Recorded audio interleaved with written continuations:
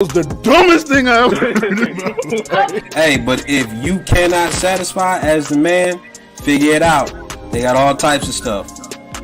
Please don't say nothing that she just said.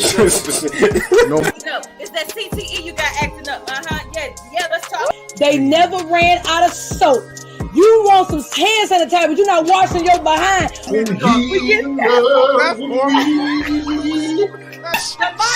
That's for sale. Down, shaking together, shall men give unto your You ain't pressing.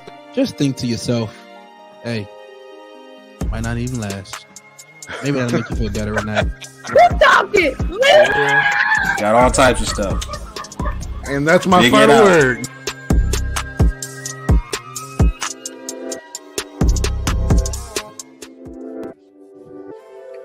What is up, everybody?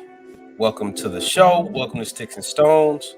I just want y'all to know that it's going to be a great show today because everything's going wrong. Everything's going wrong. I got a sick co-host that's at home. Feel better, Tim. I got another co-host that can't seem to get his act right. Is Mike don't want to act right. So it's gonna be a great show because every time you get the most adversity, that's when it's gonna be good. That's when it's gonna be good. All right, so come into the room, like, share it. Y'all definitely want to share today. Definitely. You definitely want to share today. You do not want to mess around today. You definitely want to get someone in the room right now. We're not messing around. I don't know that we have been more current than we're about to get right now. It's hot off the press right now. No, this is Sticks and Stones at its finest. Yes. I think we are at our best right now. We are at our best. And I cannot wait until we get into it. I cannot wait. So share it. I want to talk with everybody. Tyler, what is up, my guy? I'm glad you can catch the live. I want to see you in the comments. Praise the Lord. Sister Moore.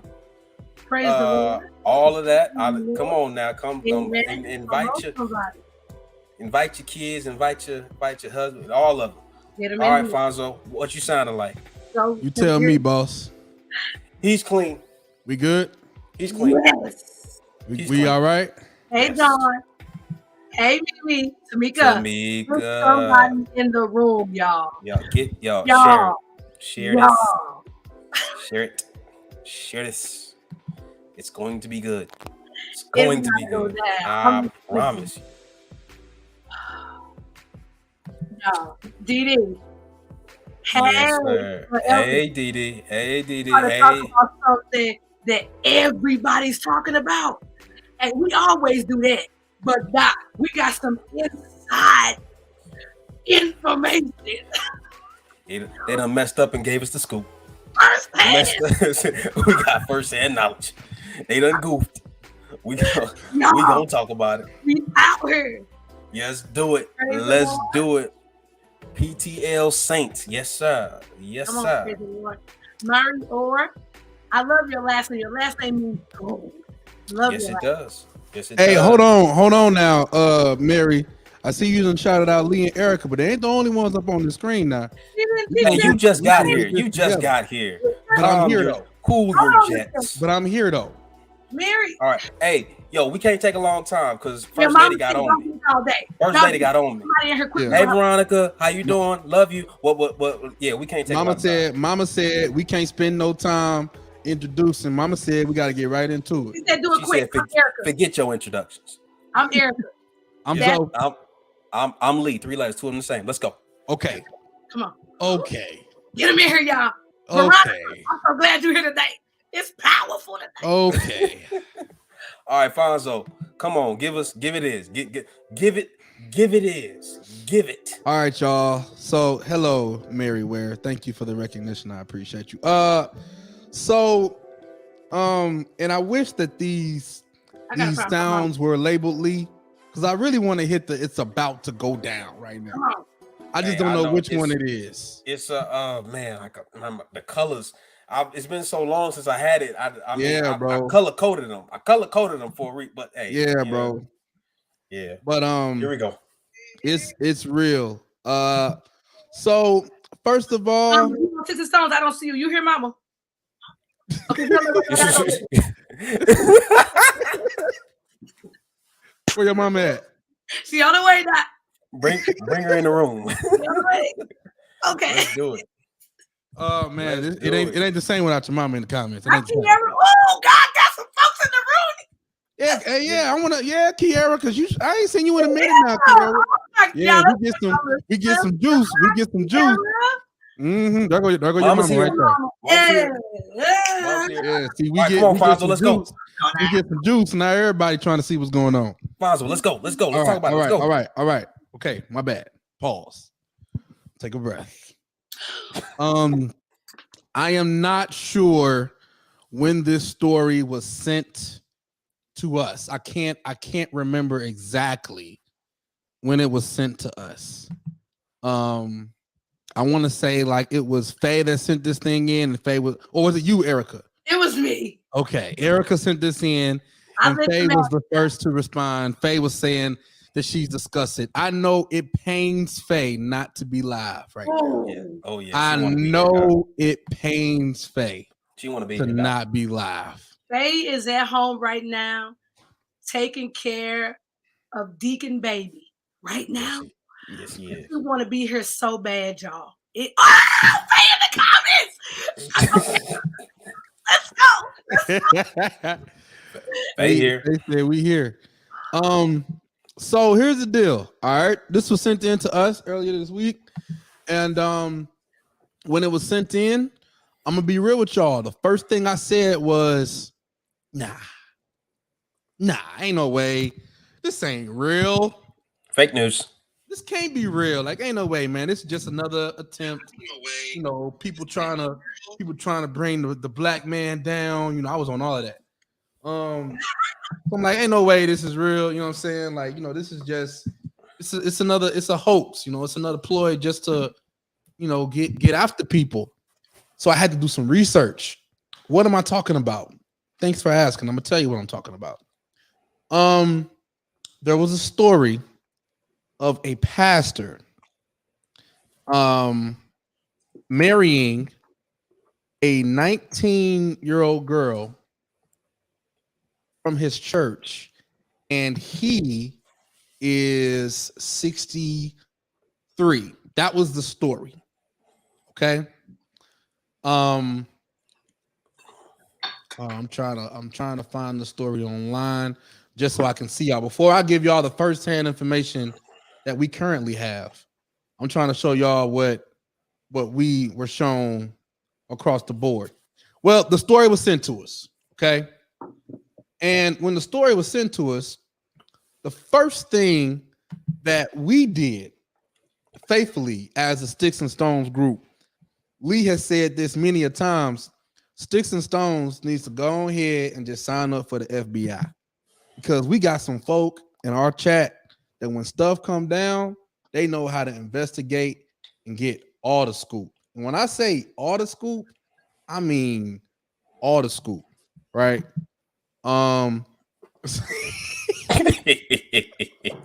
Song said age ain't nothing but a number. Okay. All right. Well, let's okay. So that's a story that hit. So we start doing some digging, like some digging, right? Whole bunch of stuff came out. So allow me to do the best I can to give you the overall story before we get into the nitty-gritty. All right. In November of last year, a pastor of a church called Christ Apostolic Church, his name is Bishop Dwight Reed. Bishop Dwight Reed, huh? I'm just doing like a whisper, like echoes of what you just saying. So hey, you continue. You continue. Disclaimer before we do any of this. Disclaimer: the opinions shared by Sticks and Stone are our own, and they do not in any way reflect Lively Stone. They don't reflect Bishop.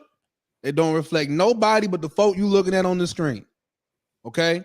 So if any of y'all take issue, have a problem, feel offended, woody, whatever, hit us up. You can hit us up on Instagram, SNS_. Hit us up. Catch me outside. Don't call Bishop.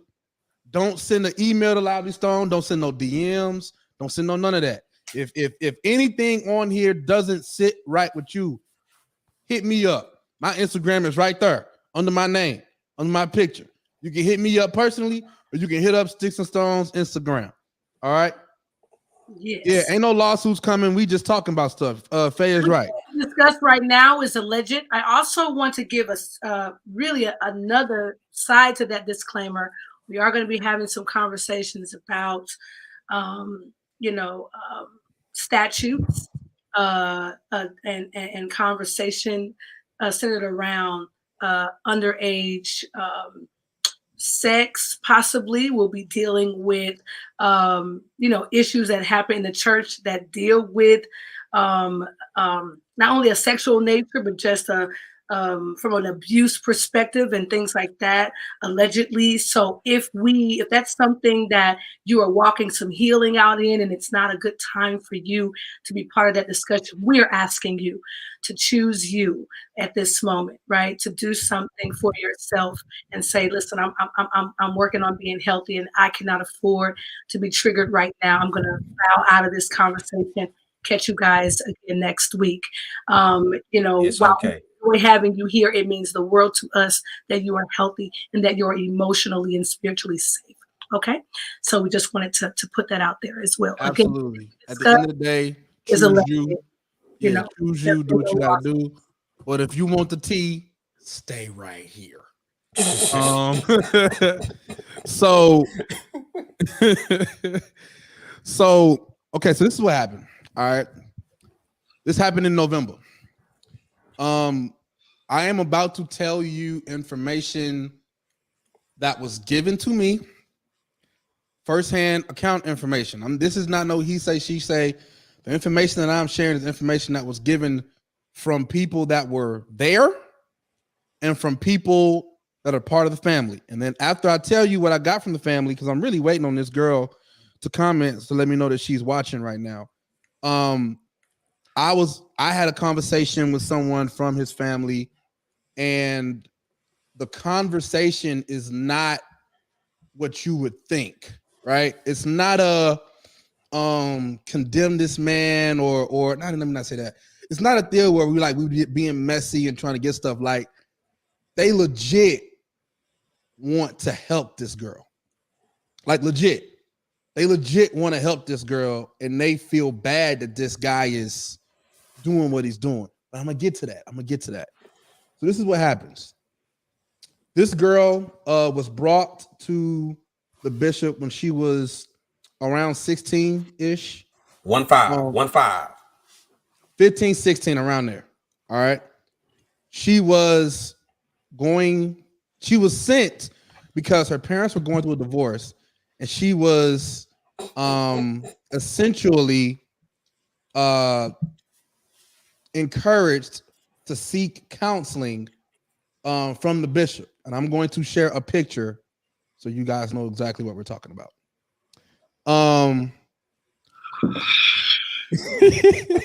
We can't even show the picture. We can't even. Y'all hear that huff? I felt that from Los Angeles, California. This young lady was advised to seek the bishop for counseling. She was seeing a counselor. Like, she was going to someone. And it was suggested to her and her dad that they go to him and not go to a normal counselor. The reason why she was seeking counseling was because her parents were going through a divorce and she just needed somebody to talk to. So essentially what happened was, as counseling was being given and advice was being sought, through time, he continued to kind of counsel her and kind of mold her. And when she graduated high school, 4 to 5 months after she graduated high school is when she married him. It is very important to also note that the high school that she went to was his school from his church. She did not go to a public or private school. You say Yes. what you say there now, Chuck? His school. You said, huh? His church has a school that is K through 12.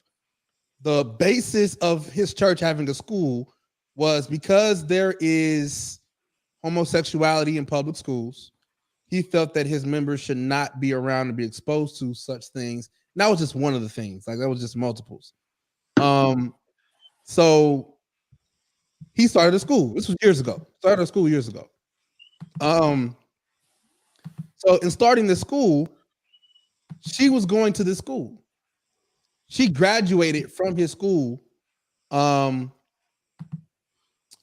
then after she graduated from his school, the school that he is the dean of, right? They got married. So you got to know that basically throughout this time in her life, this man was her pastor. He was her school dean, her principal. And he was also, remember, her counselor because she was seeing him for counseling through what was going on with their parents. So they got married in November. What I'm about to tell you came from one of his armor bearers. All right, I'm gonna tell that story before I introduce Brittany. His armor bearers basically said that on the day of the wedding. Well, backtrack. This man has about 6 armor bearers. They're all women. They all range between the ages of 25 and 21. The oldest being 25, the youngest being 21. A few of these armor bearers live in his house. Okay, so is armor bearer interchangeable with harem or some sort of because I'm getting really mad. Hey, look, Doc. Look, Doc. Okay, you go can on. change it whatever you want. I am telling you the story as it was given to me. Okay, I'm sorry. Go on. All right, I will.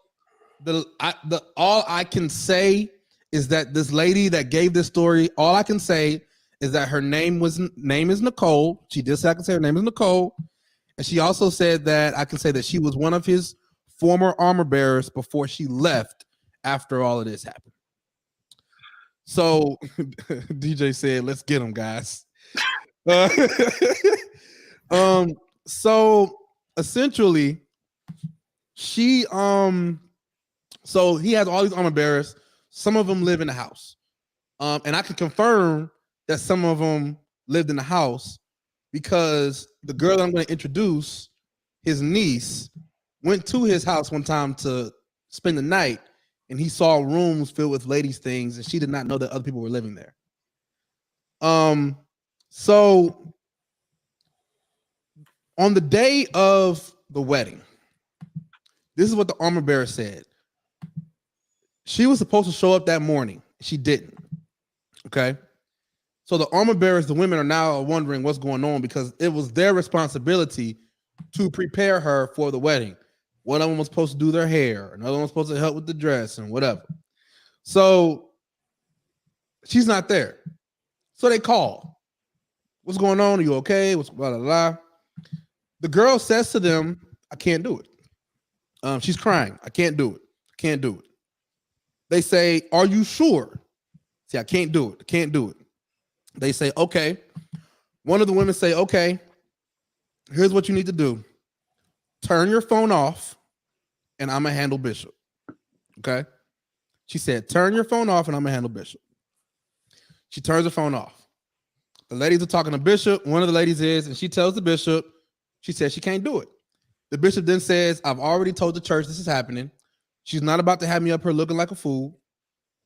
She needs to get here like right now. But mind you, her phone is off. He calls her phone is off. He then calls her father. Her father is 100% backing this thing up. Okay? 100%. Her father is all in on this. he's saying like, you know, her father made a statement saying, I am so proud and so happy that my daughter is marrying a presiding bishop. That was his statement. That was how he was feeling. All right. Again, this is not no hearsay. This is all firsthand stuff. Old girl was in the room. All right. So he's saying, he tells the dad, I need you to talk to her because she ain't here. He says, okay. He goes to the armor bearers. Where is she? They say she's not here. She said she's not do it. He says, okay, I'm gonna talk to her. He goes, don't know how, don't know where, whatever. He goes and he talks to her. He goes and talks to his daughter.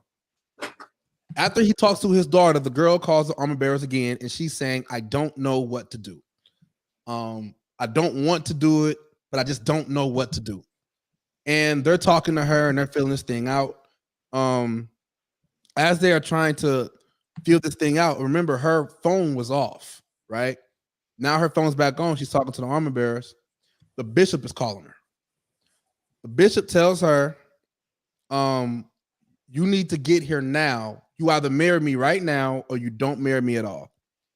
Now, mind you, the reason why this statement carries weight is because he is telling her that the reason why this needs to happen is because it is God's will that they get married. He is sharing with her that God shared with him that it was important that they get married, and this is what God wanted, and that if she does not do this, then she is going against the will of God. So he's putting her in this pickle. So he tells her, you either come and you marry me now or you don't marry me at all. Then the dad talks to her again. After the dad talks to her again, she calls the armor bearer and she says, I'm going to do it. Now, mind you, it's not just one armor bearer. There's like 6 of these girls. All right. So again, they all together. She tells the armor bearers, I'm going to do it. They ask, are you sure? She says, I'm going to do it. Oh, thank you, E. I am going to save this. And I'm going to make sure that I can share it with our audience. She says, I'm going to do it. They say, are you sure? She says, I'm going to do it. She never says, they ask her, like, is this what you want to do? And all she would just keep saying is, I'm going to do it. I'm going to do it. I'm going to do it. So she shows up. She shows up and she essentially she shows up. The girl that was telling the story was the girl that was supposed to do her hair. So she shows up, the girl starts doing her hair. One of the like lead women of the church come out and say, after you get done doing her hair, I want to talk to her. So she goes in, she talks to her, and she stays in the room with her up until the moment that she has to walk down the aisle. Okay. When she comes out the room, the other girl comes out the room and she says, I'm ready. I'm going to do it. She goes to her father. Her father walks her down the aisle. I am going to share the picture that Erica just shared of her father walking this young girl down the aisle. So this is all real. Okay. Look at her face. And look at his face. Look at. So they go down, they get married. Armor bearer said the wedding lasted all of about 5 minutes. It was quick, in and out, right? After the wedding, there's some conflict, right? Because some of the girls are like, this is wrong. We shouldn't have done this. Like, this is wrong. And they want to confront it. Like they're having an issue with it. But the bishop is saying, you don't confront me. Like you don't confront me. You don't confront what I'm saying. You don't challenge me. That's not what you do. So essentially, after everything happened, there was a lot of pushback saying that she didn't want this. This isn't right. So the bishop says, you know what? She's going to release a statement. Okay. And everybody's like, okay, let's hear what she got to say. A statement comes out, but the statement wasn't from her.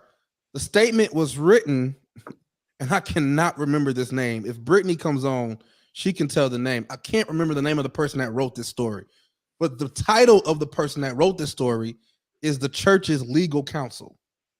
The church's legal counsel wrote a statement for her and posted it on her Facebook page because she was getting a lot of messages on Facebook like, "Are you okay?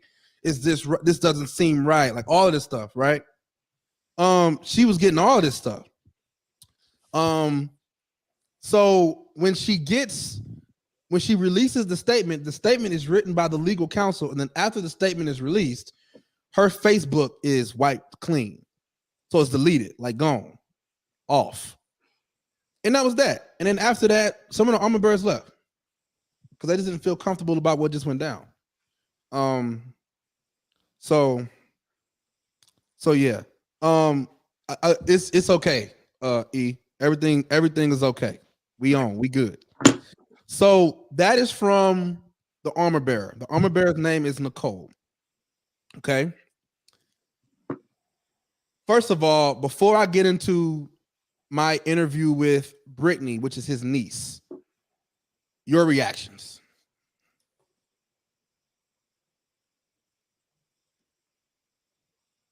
Y'all real quiet, boy. I'm waiting for E.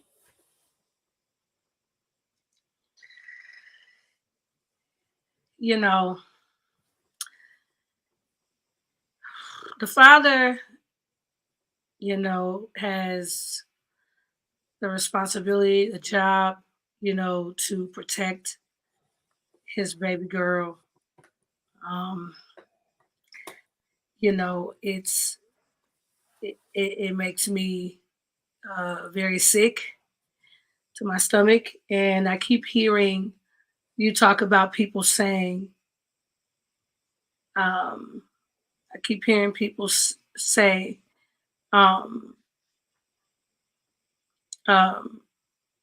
saying that there are a lot of people that weren't on board with it, but there were lots of comments and people during the announcement, even post the announcement when he had some sort of a birthday party back in August. People were saying, "Oh, hey, First Lady," and folks were future First Lady, and people were sending him birthday wishes and saying, "We want to honor God, and our future First Lady," and all of that. And so,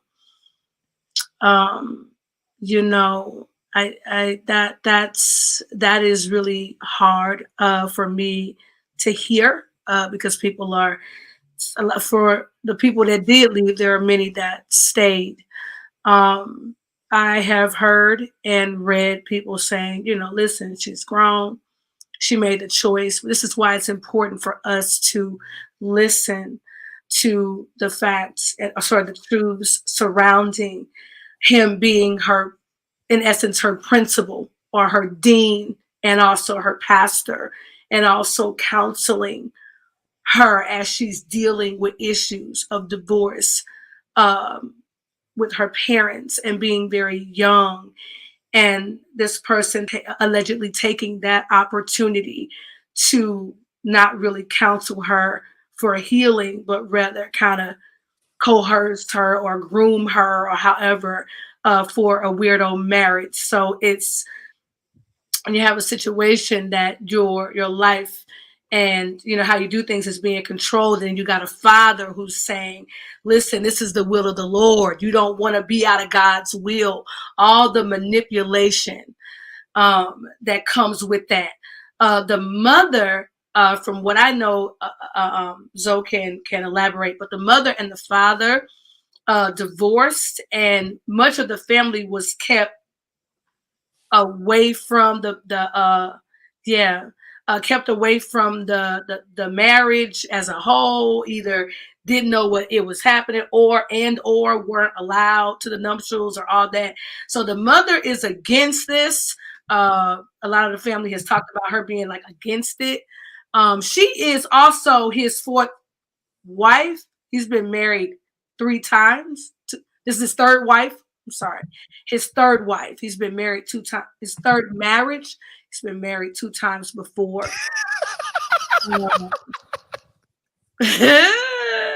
DJ, bro. That's Yes. sad but true. All right, come on, let's go. I'm addressing some of the comments. So the one that says she didn't appear to have second thoughts. First of all, her coming down the aisle, I don't know. I can't read into stuff, but she looks like she has pain in her face.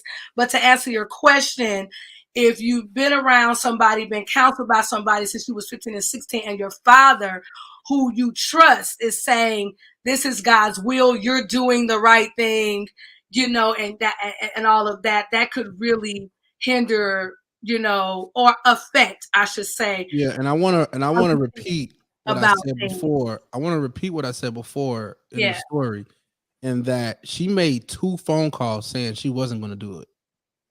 She made 2 phone calls saying she wasn't going to do it and that she didn't want to do it. Exactly. Right. So it's not like she was all willy-nilly, hey, let's do this thing. Like this girl was, according to the armor bearers, this girl was crying all morning saying she could not do it. Right. And then it wasn't until after her father spoke to her that she said, I'm gonna do it. After the second time her father spoke to her, she said, I'm gonna do it.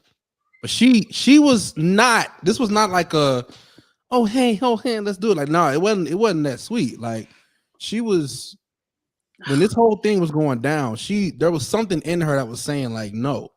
And she wasn't even saying, to be fair, she wasn't saying, she never said she did not want to marry him.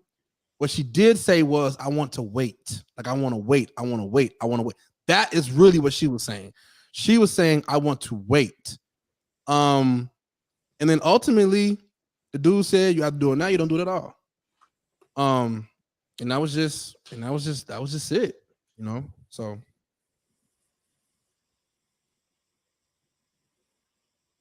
Lee.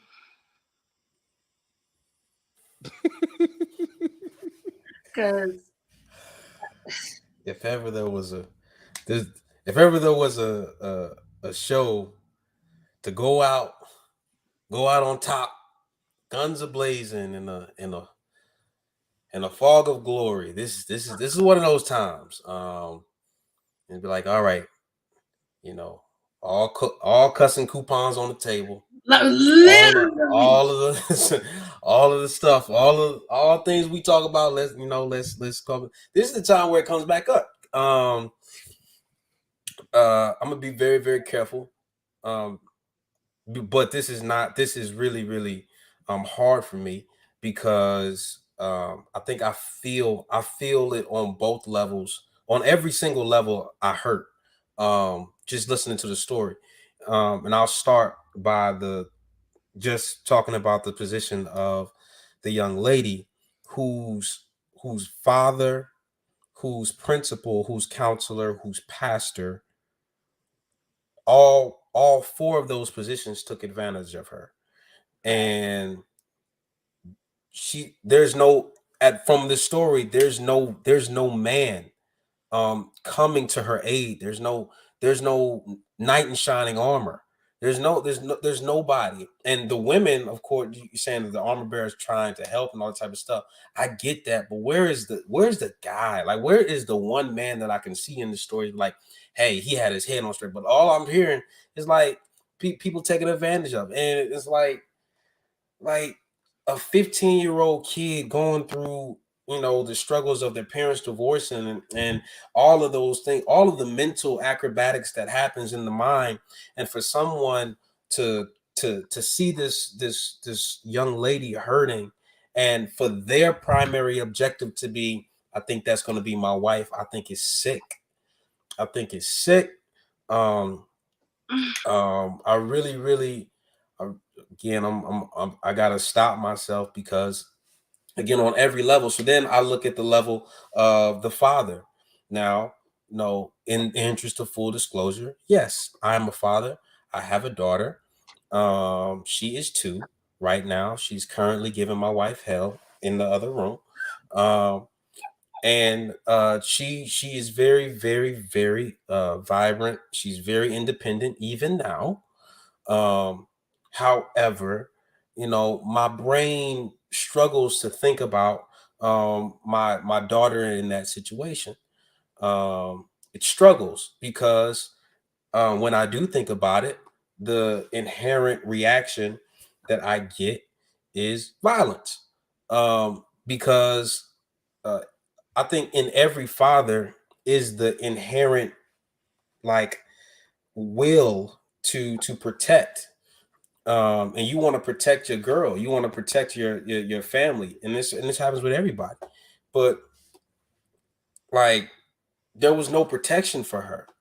Like the one that supposed to be having that instinct in him to protect you was walking you down the aisle to this guy who took advantage of you, and somebody should have stopped it. I don't care if it's the mother, the father, the cousin, the armor bearer, the person that's playing. I don't care. The florist. Somebody should have stopped it. Like, yo, this ain't even right. This is not even right. Somebody should have had the gumption, the boldness to say, yo, this ain't right.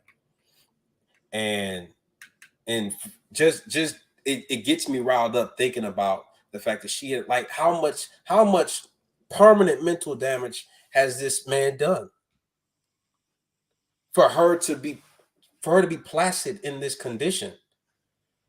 Like there should be no, like there should be cannons blazing, and there should be like fires started, and like, you're not gonna take me alive. Like there should be a fight in her to say, hey, if I don't feel right and I don't feel the same instinct and the same spiritual direction that you told me, well, then we're not doing this. We're not doing this. I think that's, if anything less than that happens, then you need to fight. There needs to be a fight. And if it ain't in her, then it's doggone sure in me. Yeah. Like I'm definitely gonna protect her. And I'm for the father to not do. I think before you lay hands on that 63-year-old, you need to lay hands on the father. That's what I say. They're asking for me to show the picture again. I'll show it again. I won't spend too much time on it. Which one? Which picture are you trying to see, T? The one with the father, or the one with the yeah, like, I mean, there's two of them. I mean, I guess I'll start with the first one that I showed earlier. This is who we're talking about. The pastor is on the right and she is on the left. At the time of this marriage, she's 19 and he is 63. That's when this happened. He is now 64. So this is the picture of who we're talking about.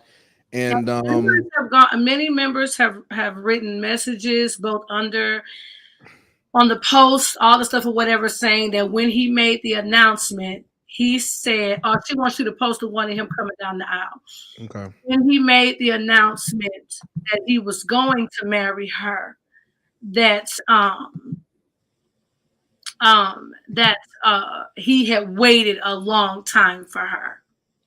Now, how long do we consider a long time?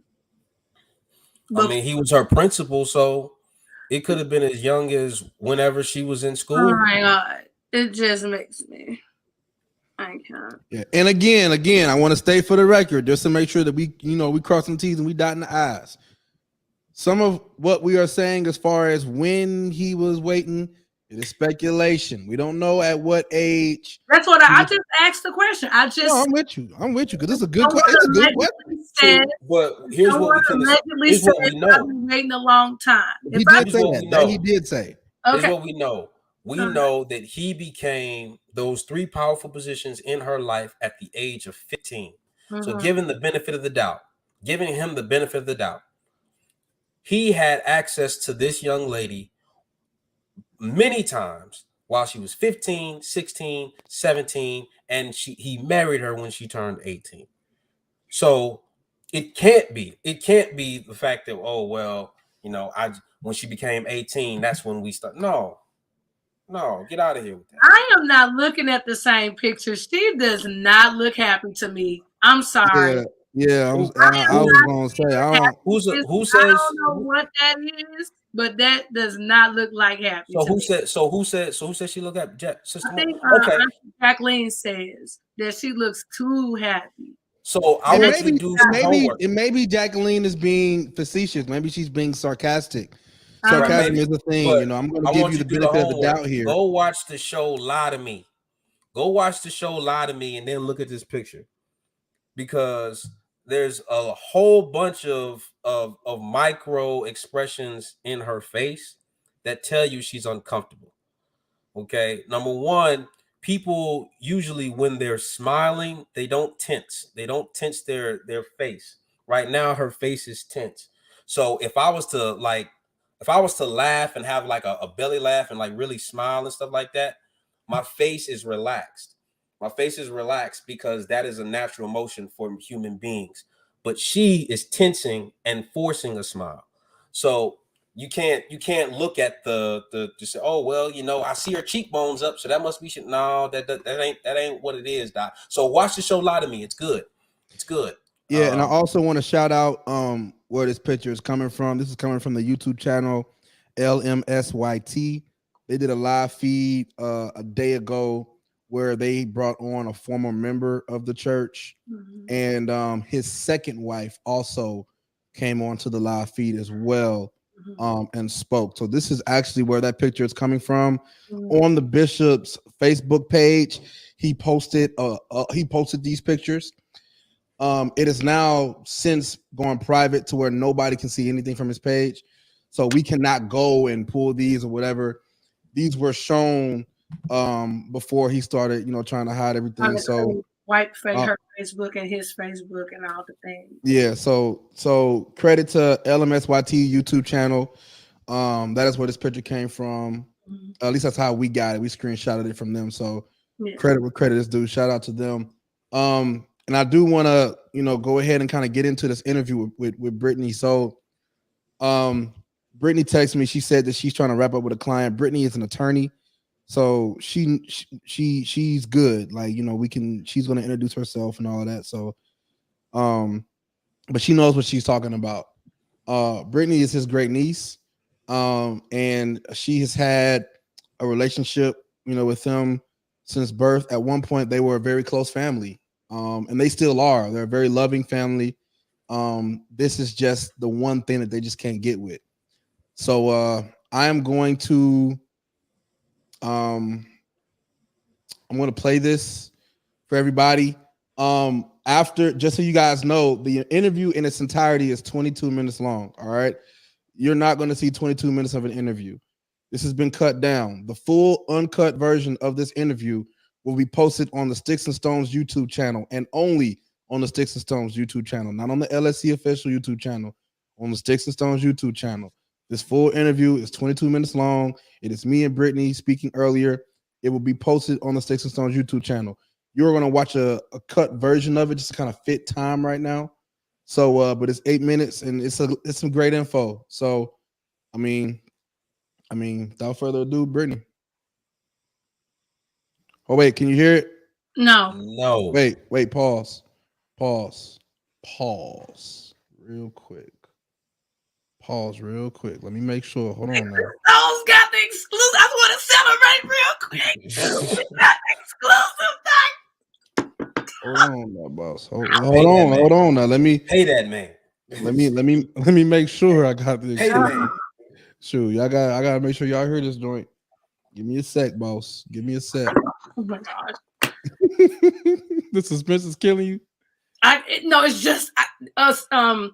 Our beautiful sister Jacqueline says, you know, she looked like she's happy when she was sitting on his lap, but then she said it was sad though because he probably been messing with that child.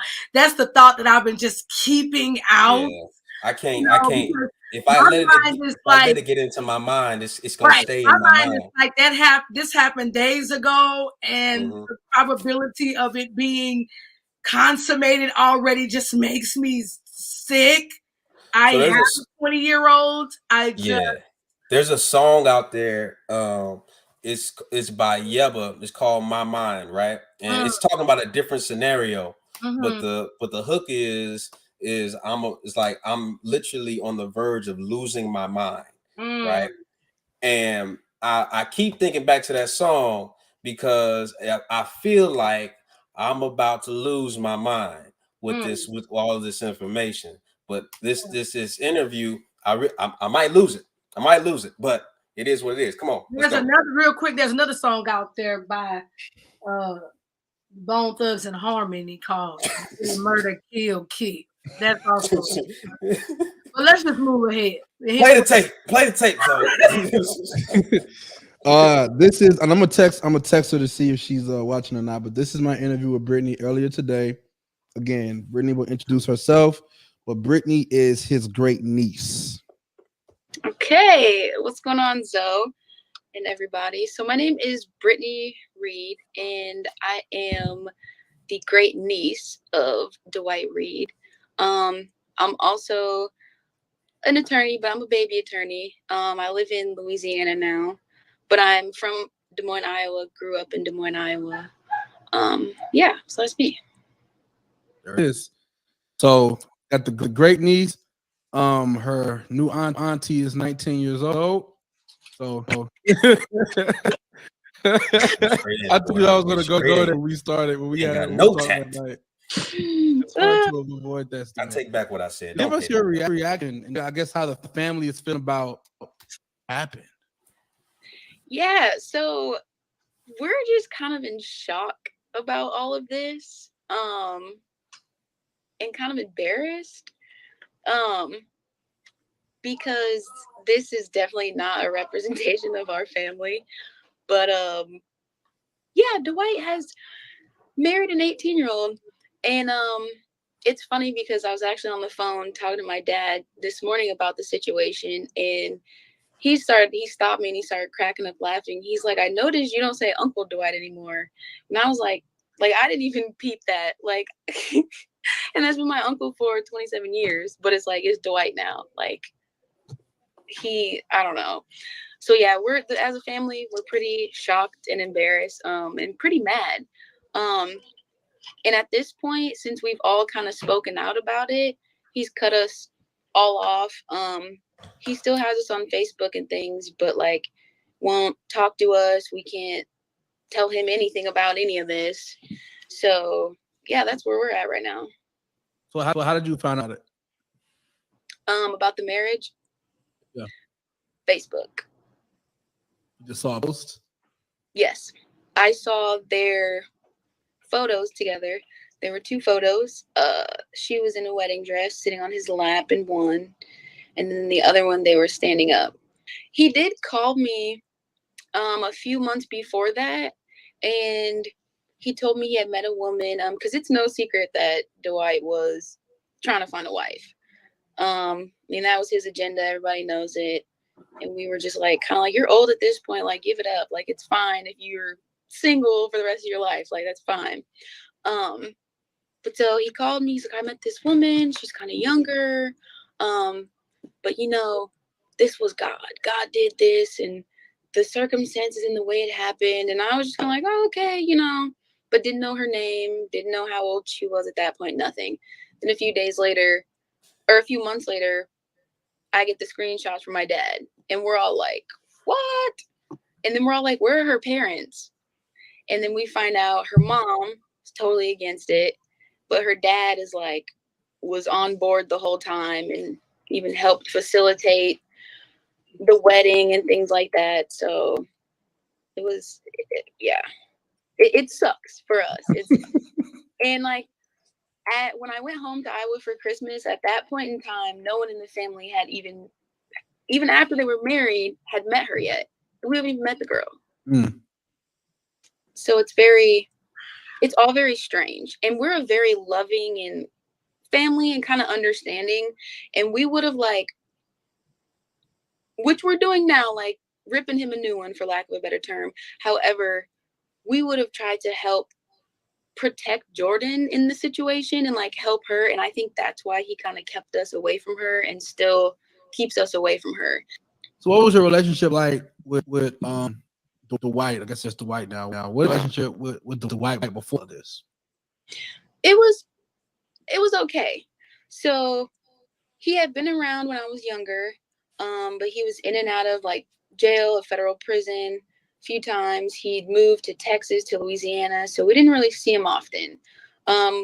Once we road tripped down to Shreveport from Iowa, the whole family in an RV, to meet him and his ex-wife, now ex-wife, things like that. But he'd been ghost for a while, some years. And my dad was like, oh, he's in jail, or oh, he's doing his own thing, whatever. So a few years ago, he came back to Des Moines, Iowa to live full time. And he kind of started changing a little bit. Like all of a sudden he's a man of God and this and this and that. And, you know, he's always been our cool, you know, funny, laid back uncle kind of thing, you know, drink with us, whatever with us. So then I kind of raised my eyebrow because I'm just a skeptic kind of person. And I don't believe a zebra really changes its stripes. But the rest of my family, oh, he's changed and he's going to have our back and do this and that. And so we started to build up our relationship more. And during that time, so I entered law school in Louisiana in 2017.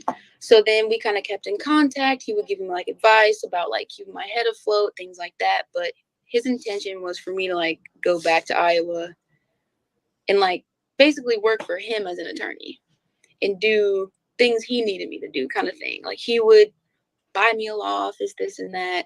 So the relationship was pretty good. I mean, he came to my graduation. I only had 4 tickets at that time because of COVID. Because he was one of the people, he's like, I'll support you, you know, in your endeavors, whatever they are.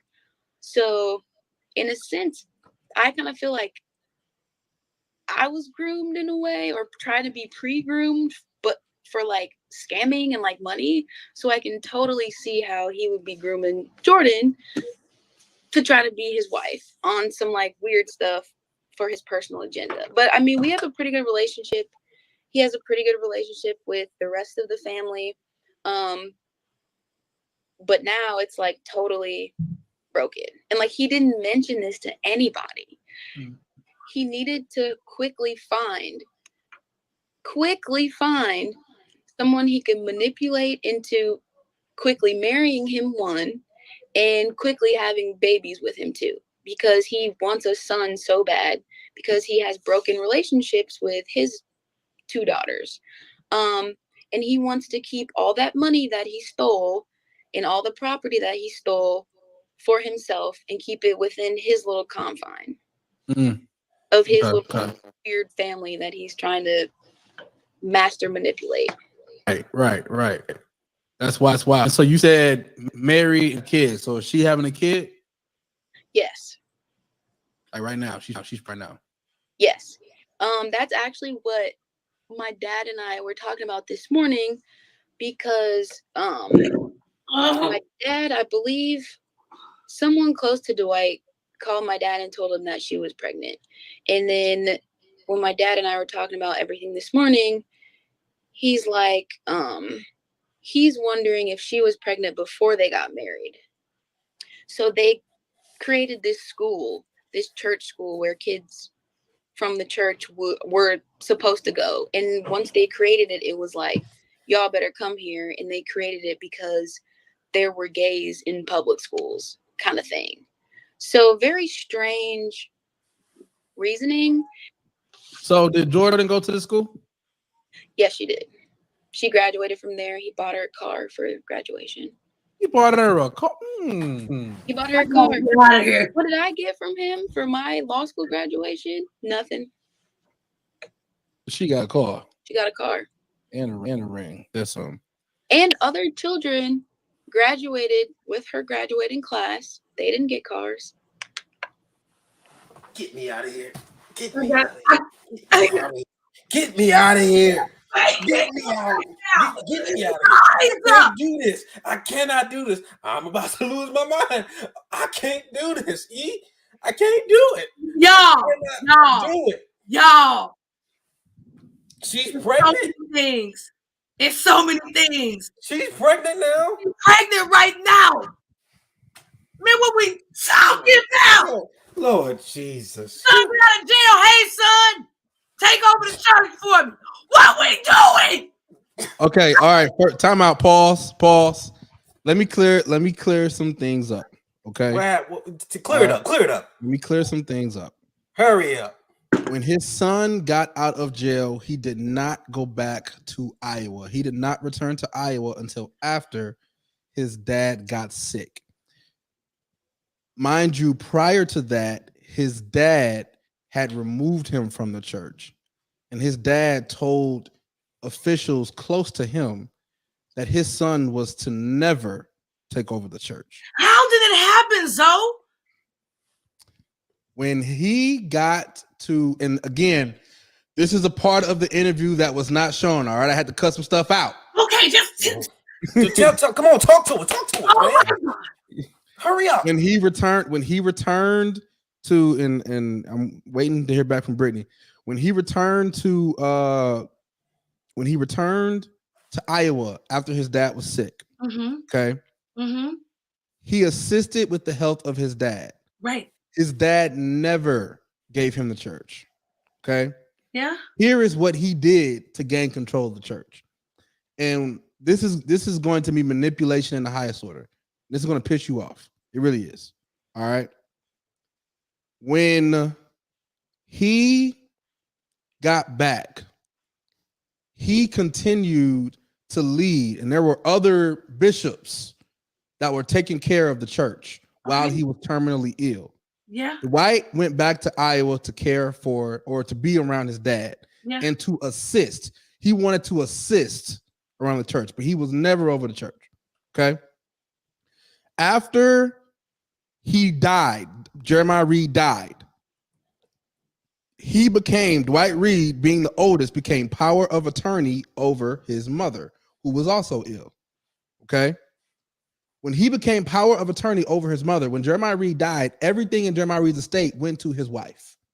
Okay. When he became power of attorney over his mother, he went and signed legal documents to turn over everything in the estate that Jeremiah Reed left to his wife.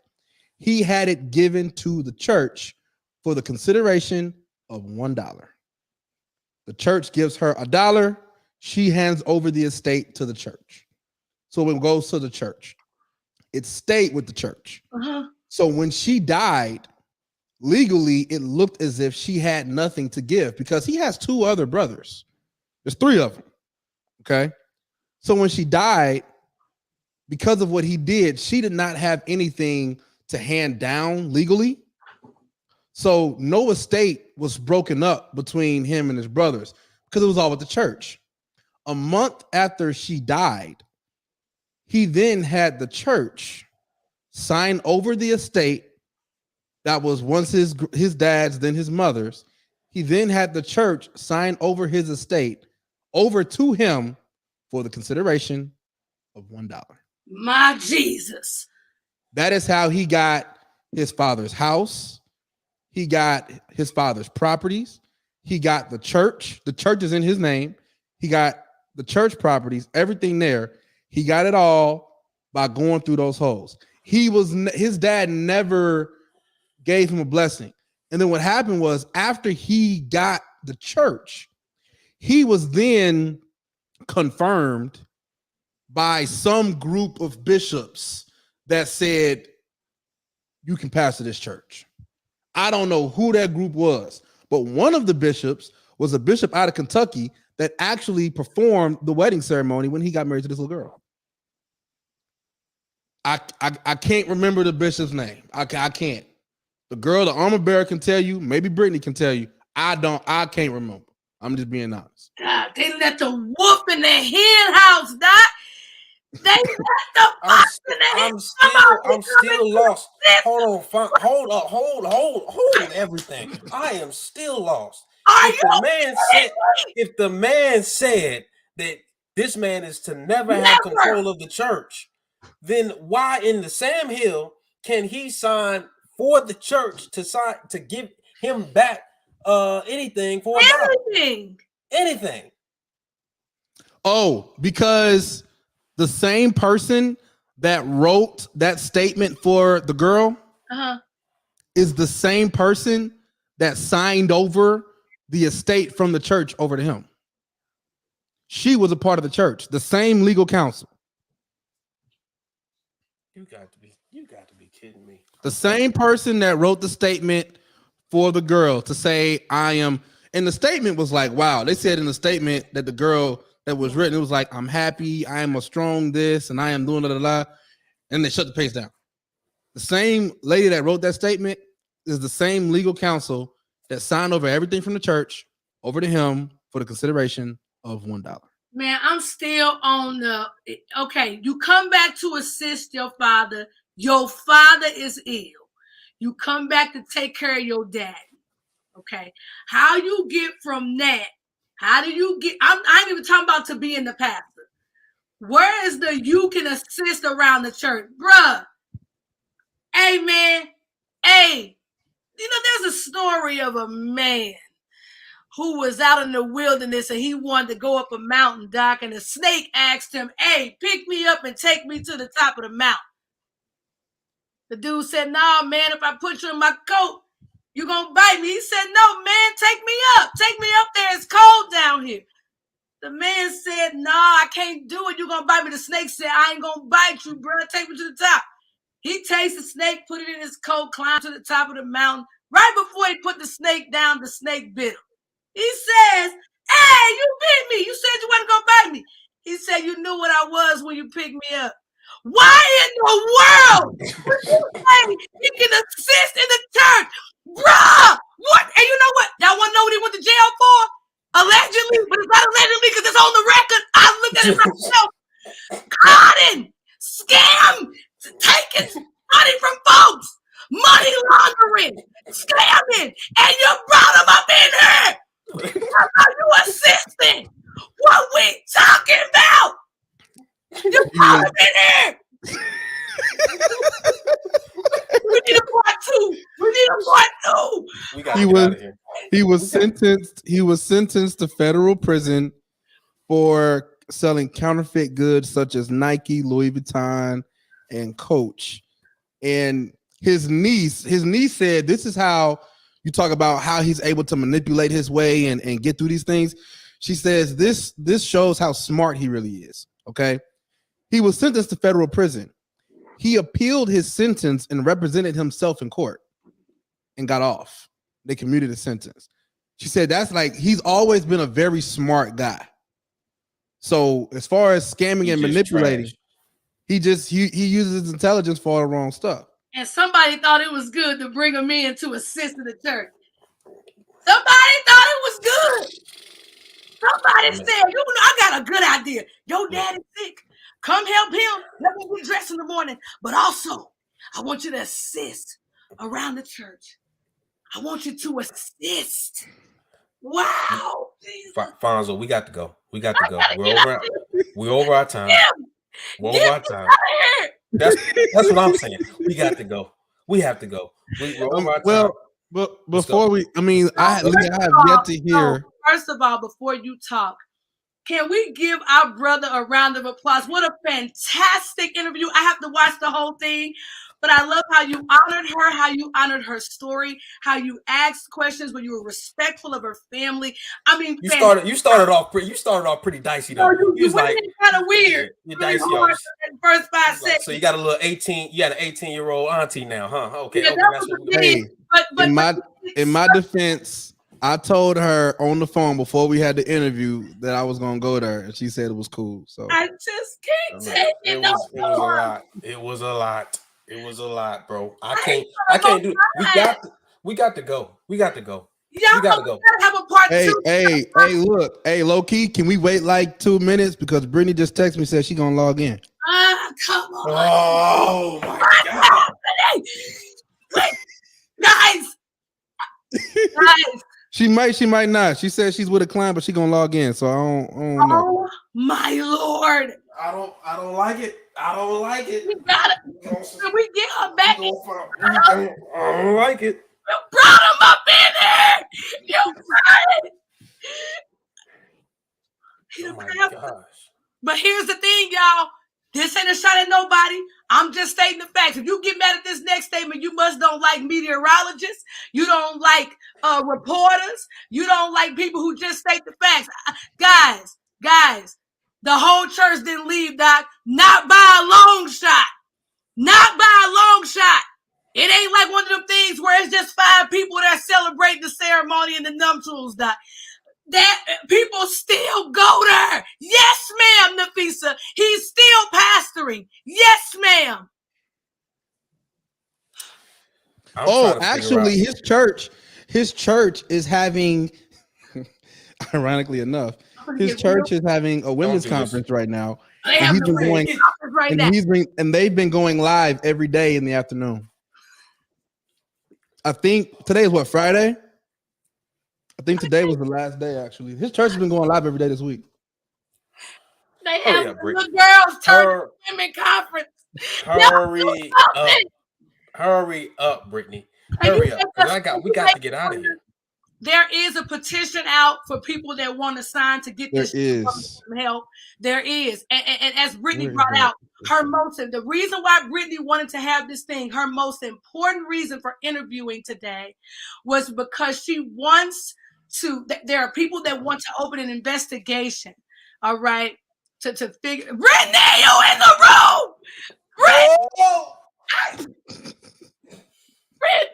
Brittany, it was so nice to meet you through the screen today. Brittany said I'm in the comments. Oh no.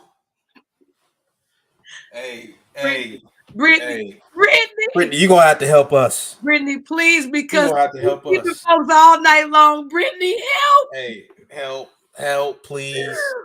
Anyway, she said that it was important that they are able to make sure and go back and make sure, that things were done. I can't even say properly. To see if some misconduct, legal misconduct, has happened, leading up to this long-awaited nuptial. He says he waited so long. He said he waited. So there is a petition out. Tony found it earlier today and signed it at about 2:00 this afternoon. Y'all pray for Tony. He is livid. But listen, we have to figure something out. We have to figure it out because this is sick. This is a lot. I can't. I'm not gonna scare her away. I promise. I'm not gonna scare her away. We trying, brother. It's hard, man. It's hard. It's hard. If I put a camera in your face right now, you probably have some strong words. Tony signed it today, y'all. Tony signed it. Man, I think I signed it too. So, guys, honestly, though, if we're waiting, there are people that are going hard in the paint for this marriage, though. There are people that don't see this as a problem. Lord, help us. This is where it is, change.org. Mm-hmm. How many signatures they got, Fonzo? What we got now, because we was at 200, we was at 500 or so earlier today. 560, 561. Numbers going up. They're trying to get. We were at 200 some earlier, so we passed that 500 mark. We need 1,000 signatures. They need. I'm just saying we, because my husband already brought me up in there. I ain't telling y'all what to do. We're not telling y'all what to do. I'm gonna tell you what my mother-in-law, she always says, hear what I'm not saying. She don't say it. She don't say it. She just said, hear what I'm not saying. Okay, I'm not telling you what to do, but I'm not telling you what not to do. Okay. Exactly. Right, we're not telling you what to do, but we're not govern yourselves accordingly. Govern yourselves accordingly. Brother Elkins, I'm not gonna scare her away. I'm gonna do a good job. I think she did such a good job remaining poised and elegant. I'm the part of her that wants to. I'm the actor. She's not gonna show y'all this because she want to make sure y'all get the message. You know, you've seen that show where they show you what the person's really thinking. I'm that. Because I can't take it no more. Mama, don't chase water from my water, and I'm so thirsty. I don't Oh my gosh. This is so much work. Guys. I pasted a link to this in the comments for everyone. So if you would like to sign, we got free. Again, we are not telling you what to do. It's up to you. But go, dog. But I mean, sign that doggone petition, please. Please. Can't do that. I'm asking. I ain't telling you. I'm asking. Please sign the petition. This is a mess, man. The girl is pregnant. Do that. They got married in November. Is that school accredited? Is that an accredited school that he's? That's what I asked too. Apparently it is, but I don't know for certain. I don't know. Well, That's her question. He when you look at his bio, he wants y'all to know that he got his associate's degree, and then he went on and associate's degree. He does. He got his associate's degree. But then he said he went on, and this you got to be very careful with the trickery. He's very smart.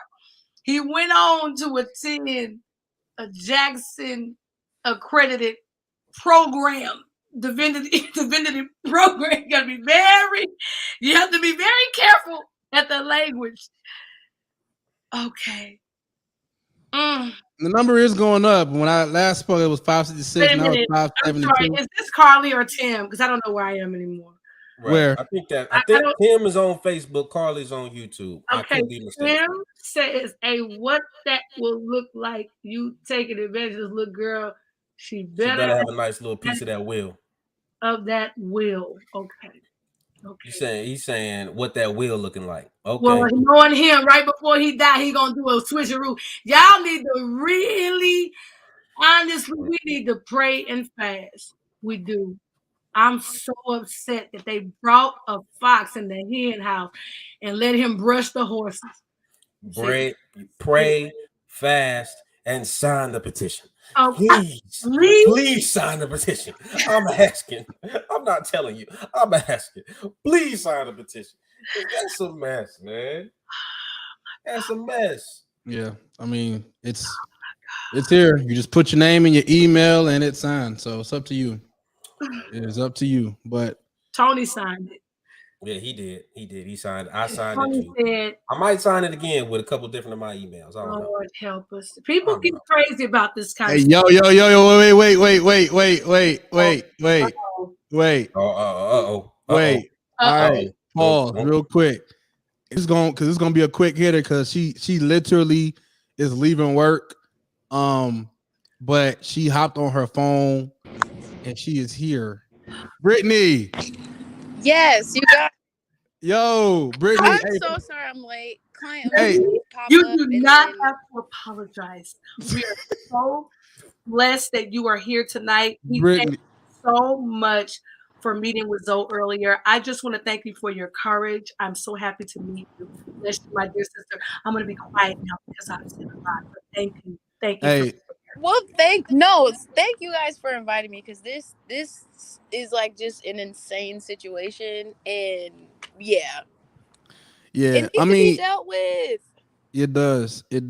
Honestly, we really just wanted you to say what's up. You know, I know you on the go. You know, I know you're moving, so to see your face, to have you just kind of speak to everyone.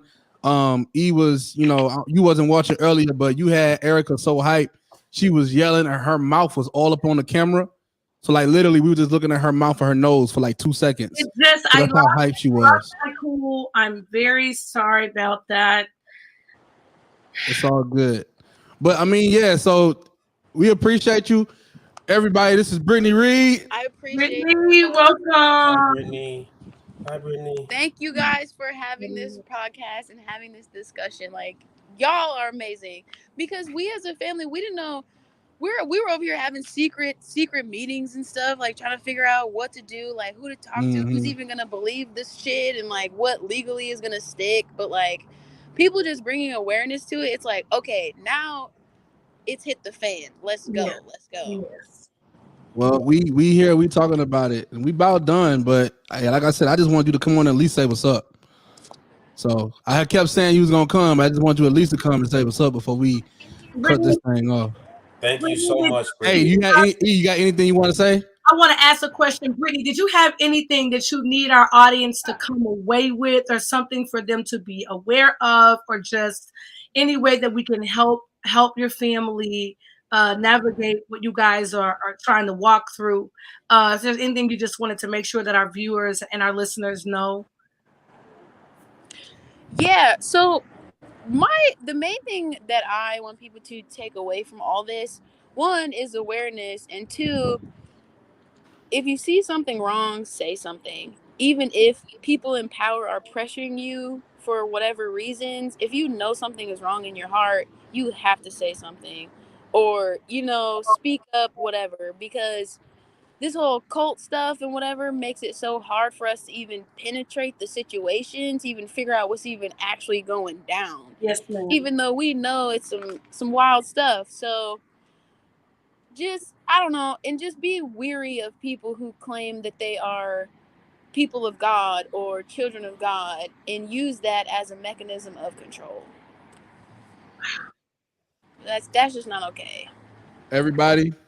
Do you support the petition that's going around right now? Is that something that you feel like is a legitimate way that we can help you guys walk out the next phases of what's going on, or is that independent of you guys? I just wanted to make sure. I missed the first part. What was that? Do you support the petition that's going around? Is that yeah? Okay? Yeah. Okay. The Des Moines police, they're not going to take that shit seriously. However, the more people that sign it, the more awareness it's going to bring. And at some point, they're going to have to take it seriously. So yes, I signed it. I crept on it. All my cousins signed it. I think my dad signed it. Like, you go sign it, please. Okay. Thank you so much. Thank you so much. Thank you, Brittany. Hey, Brittany, when this is over with, I'm gonna text you. All right, I'm gonna hit you up. Okay, that sounds good. Brittany, come back and see us sometimes. Be in the comments. We're so honored to have you with us tonight. Thank you. I will, and if any of y'all need anything, information, whatever, I got you. I was telling Zoe earlier, we really need to find one of them church people who was in it to give some real tea. Because y'all got a lot of tea for me, but that's only one little sliver of the story. Imagine the people who are like living this stuff. Like, wow. Whew. But yeah, thank y'all so much. Thank you so much, Brittany. We appreciate it. All right, Brittany. I'm gonna holler at you. Thank you. Y'all, hey, look. Lord. It's so real. Oh, Lord. I feel like I ran a marathon, man. I really feel like exhausted right now. You feel exhausted, Erica? I'm exhausted. I really do. I do. I'm exhausted. Really do. I need to pray in the Holy Ghost or take a Xanax. Because my Jesus. Tiara asked the question to Brittany. Listen, we would love to we're going to try and get Brittany back on just to speak with us. She said this is an ongoing thing. And so if you have any questions, Tiara, go over to the Sticks and Stones YouTube Instagram. page. Watch the entire interview to see if she answers any of your questions, and then DM us any questions you may have that weren't answered, and we can try to get that to her. She's very open to the platform. She really loves what we do here, and so we really want to make sure that that you get the questions answered that are important to you and all of our audience. So we want you to go though and listen to the full interview just in case those questions are answered. Okay, because it's And also, just to make sure we're on the same page, not only is she big on the platform, but ultimately we got to understand what the mission and what the goal is. Yes. Ultimately, the goal is to raise awareness to what's going on. Yes. And the reason why that's so important is because for years, this man has been operating in secrecy. Mm-hmm. And they haven't been able to penetrate or say anything out of fear of rejection. Yeah. Now it's like it's gotten to the point to where she said, like you said, it's hit the fan. Yeah. So Brother Elkins said on the next he's doing the publication from the right? So listen. That's hilarious. Coming next week on Sticks and Stones. Coming up. Right. Right now it's about raising awareness right now. It's an ongoing thing. So the awareness is important. That's what they want. They want to raise awareness to what he's doing, and they also want to raise awareness to the fact like this ain't them. Yeah. Like imagine somebody in your family of such a high public standard does something like this. People are instantly going to think this is what y'all about. Everybody supporting the whole thing. Yeah. Right. Yeah, people gonna look at like, his father like cross-eyed, like you know, and yeah, it's crazy, especially when he explicitly said, "You are not to give this man." Get me out of here, man. Now Come on. Get me out of here. Again. Yeah, I'm back to that. Go. Let's go. And she also wanted to bring up. So we're gonna do final words real quick. I want to say, first of all, thank you guys for indulging us. I know we're almost 30 minutes over, but you guys have been a fantastic audience. I also want to say what stuck out to me is that she said, listen, if you see something, say something. And I think that particularly those of us who are born again, spirit-filled believers, you know, we'll see something. We know that thing ain't right. We know it's not right. Now, do we need to pray about how we approach it? Fine. But this idea of don't say anything, it's not my business, blah, blah. I just heard her speak to that. Like, man, if you see something, you need to say something. If you know it's not right, don't be so wrapped up in rejection or in being accepted and all of that. You may need to talk to somebody. And if this is you, if you feel like you have dealt with this personally, all those things, find somebody to talk to, please, because, you know, this is really criminal. Like they said, they've been trying to probe into this one because he's cloaked in the secrecy. He's built such protection using manipulation and fear, you know, and, you know, you're going to go to hell and God's not going to be, you know, pleased, and touch not mine anointed and all these things. And so we need to really be praying that God would just break that apart. But God uses people. And so if you see something and some stuff going on, you know, say something. I really appreciate Brittany for her courage. I really do. Those are my final words.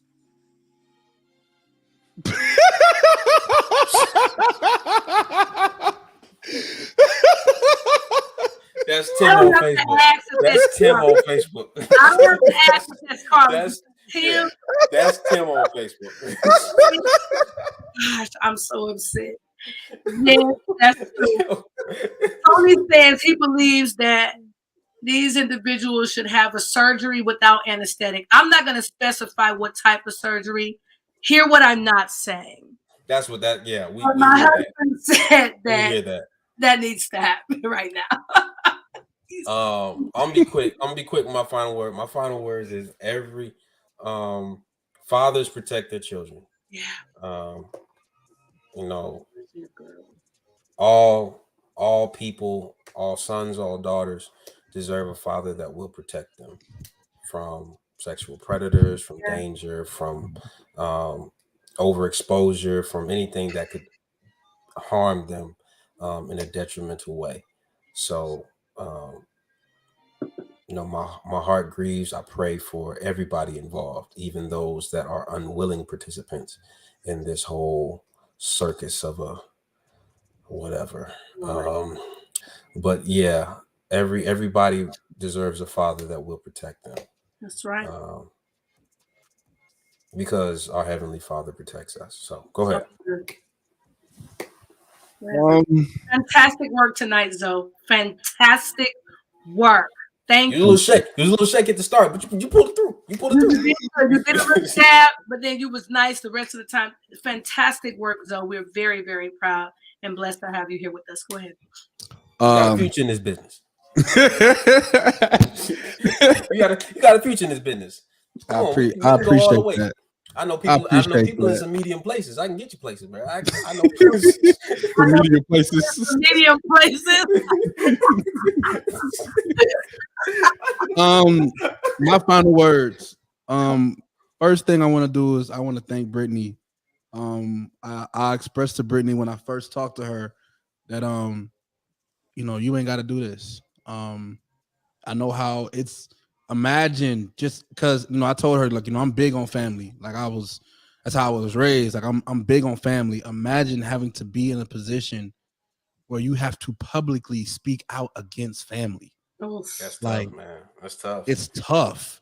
and she did it with ease, because of just how uneasy the whole situation was, and just kind of what the relationship was. But at the end of the day, it's still tough to speak out against family. Yeah. So I want to applaud her first and foremost, because she didn't have to do that.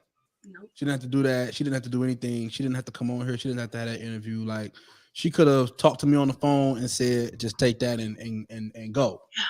Like, she didn't have to come and show her face and all of that. So kudos to her, and to that courage. And then the last thing is, I was listening to some people that were talking about this, and I think it's important that we recognize that what this guy is doing in the name of the quote unquote apostolic church is not a reflection of the quote unquote apostolic church. This is him, right?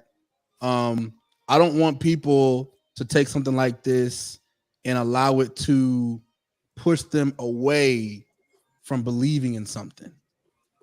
There are bad people everywhere. There's bad people in church, in politics, in schools, at your job, at that McDonald's down the street that you shouldn't be going to, but you go to anyway. There are bad people everywhere, right? So this one bad person cannot and should not reflect belief systems for everyone else. So if you are a believer, and something like this disturbs you, it should disturb you, but don't allow this to be a reflection of what you believe in. Because this is just one bad apple that's making you feel real rotten, but it's just, we gotta get rid of them. And even if you're not a believer and you have an experience with this and this has hurt you in a way because you are directly involved, if somebody is watching or was watching that attended that church, and you're hurt, again, our hearts are with you. But what you are seeing is the reflection of a person, not of a body, not of a movement. It's just one person. Now that one person may have a certain amount of pull and a certain amount of influence, but he's a person. He don't reflect no belief. He just reflects himself. And he's using his belief to try to get over on that, but he don't reflect none of that. He doesn't represent none of that. He represents himself. And we need to remember that whenever we talk about stuff like this. So that's all I got to say. I appreciate you guys for watching and for joining us. Today was a doozy. Hopefully we can follow up on this and keep bringing you guys whatever we get. So yeah, that's it. That's all I got. Sticks and stones may break your bones. I think First Lady had a great final word. She said, God will take care of him, but we must speak up for the church of the living God. Yes, ma'am. Put a stamp on it. That's it. All right. Sticks and stones may break your bones. These words will help you. Peace. Get me out of here, man.